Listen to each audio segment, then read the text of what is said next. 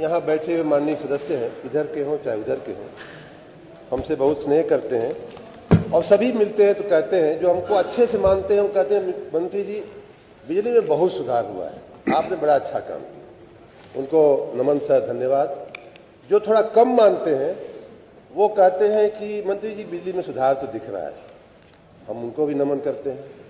जो एकदम नहीं मानते हैं, जिनमें से माननीय विधायिका जी भी आती हैं, वो तीन चीजें कहेंगी, हम आपके कर्मचारी ऐसे हैं, सब स्टेशन ये है, ट्रांसफार्मर ओवरलोड है, सब कुछ कहने के बाद कोई सुनता नहीं है, फोन नहीं उठाता। सब कुछ कहने के बाद जब मैं पूछता हूं कि भाई साहब बहन जी बिजली कैसी आ रही है, तो कहते हैं बिजली तो अच्छी आ रही है। तो आपको तकलीफ कहाँ है?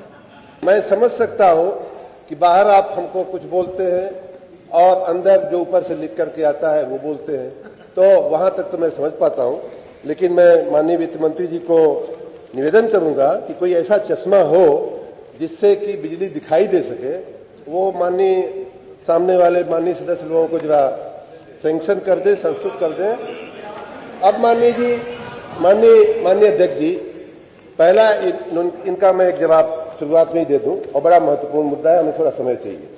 ये आज 2025 का रेट है और आपको शायद जानकारी नहीं होगी माननीय विधायिका जी, माननीय अध्यक्ष जी, कि 2014 में आपकी पार्टी की सरकार ने कितने पर बिजली खरीद, 10 साल 11 साल पहले, 11 साल में महंगाई बढ़ी है, दाम ज्यादा होना चाहिए। आपने जो खरीदा है हाई कास्ट पीपीए का जो बर्डन राज्य की जनता पे डाला है वो एकदम अक्षम्य है। आपकी बहुत सारी गलतियां अक्षम्य है, लेकिन ये भी उन्हीं में से एक अक्षम्य गलती है।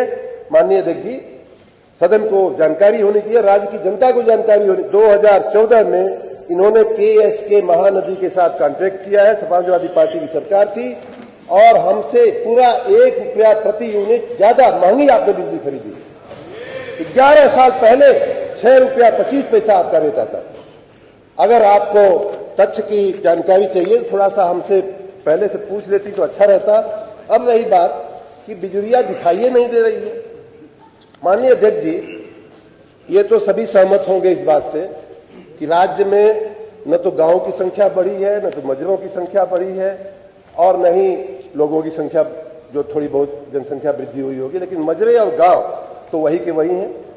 हमने इनके छोड़े हुए, इनके समय में जो विद्युतीकृत मजरे थे उनकी संख्या थी 1,28,000, और हमारे समय में हमने जो विद्युतीकृत किया है उन गांवों में, मजरों में जो बिजली पहुंचाई है वो है 2,50,000। आपके समय 12 से 17 तक का जो एवरेज, जो पीक डिमांड थी वो मात्र 13,000 थी। माननीय अध्यक्ष जी, हमने जो हाईएस्ट डिमांड मीट किया है वो 30,000 मीट किया। ये बिजली आपको दिखाई नहीं दे रही, हम क्या करें? अब एक कोई चश्मा माननीय वित्त मंत्री जी लगाएंगे।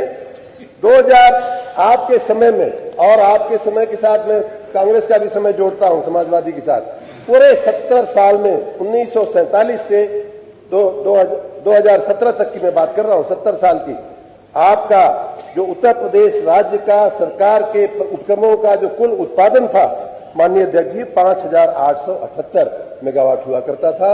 उसको बढ़ा करके हमने आपकी जानकारी के लिए 11,760 मेगावाट, लगभग 2.5 गुना आपके समय से हमने उत्पादन बढ़ाया। अब आप कहेंगे कि उत्पादन तो हो रहा है लेकिन वितरण नहीं है। वितरण भी हो रहा है, आपके उसी जौनपुर में भी हो रहा है।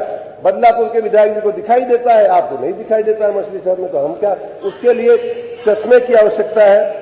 और